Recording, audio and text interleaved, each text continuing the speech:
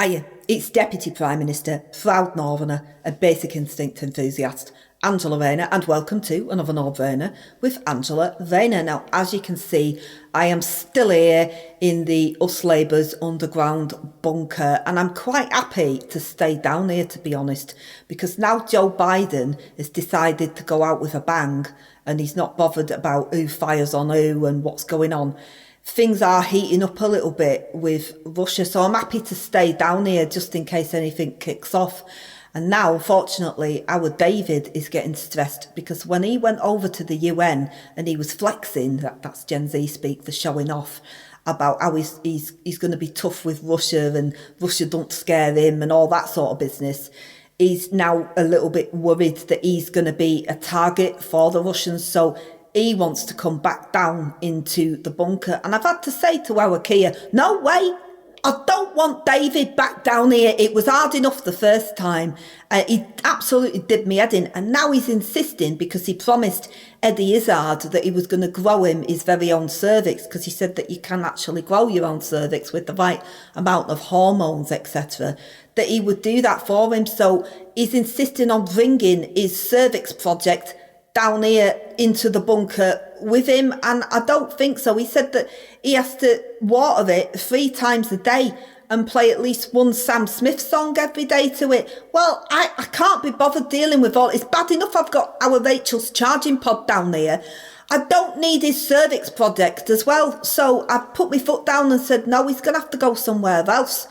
But you know what? Our Keir did fantastically. This morning he's had a lot of meetings, and then he went on this morning with Cat Deely, and I don't know when this happened, Andy Peters. I thought he was a children's television presenter, so I was a bit surprised seeing him interviewing our Keir.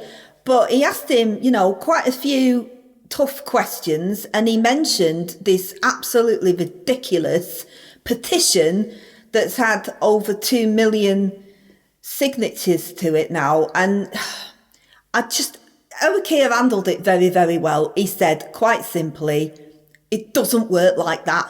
And it doesn't. We've had an election, and Us Labour's won in an absolute landslide. Everybody was happy about it, and we're just getting the job done. We've had to make some tough decisions, thanks to 14 years of Tory failure and a £22 billion black hole, right? We've had to make the tough decisions first, and it's going to get better. It will do, and you have to give us a chance. But of course, it's the usual suspects in the far right adjacents that have decided to set up this petition, encouraged by the likes of Nigel Farage. And then, of course, he had to bring in the fact that Nigel Farage is actually more popular than our Keir. I don't know why Andy Peters has come out of his broom cupboard to talk this kind of nonsense to our Keir. Who does he think he is? I don't think so. It is completely ridiculous that he even brought it up. It didn't bother our Keir. He wasn't even remotely fazed by it. He just said, well, that's what happens. I don't care. He's in number 10 and Farage isn't. So move on. And they did move on, because Cat Deely decided to start talking about cats and dogs and Siberian cats with blue eyes and Larry the cat and all of that sort of thing. So they changed it up a bit to more important things, which was good. And then they asked him about what his favourite food was and what he likes to cook. And he talked about how on a Saturday night, when he really wants to impress and go all out and be totally a whiz in the kitchen and really exotic, he makes a pasta bake. And I thought, you know what, that is just exactly what I would expect from our Keir. If I was to compare him to a dish, it would be a pasta bake. Because you know what you get in with a pasta bake, there's no surprises with it. It's a very simple dish. So yeah, I'm not surprised by that.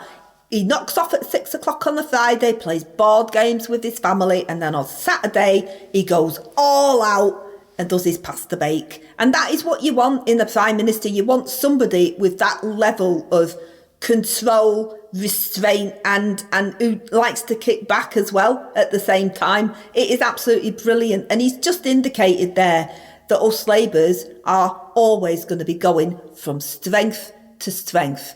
I'll see you again on another Northerner with Angela Rayner. Bad enough I've got our Rachel's charging pod down there.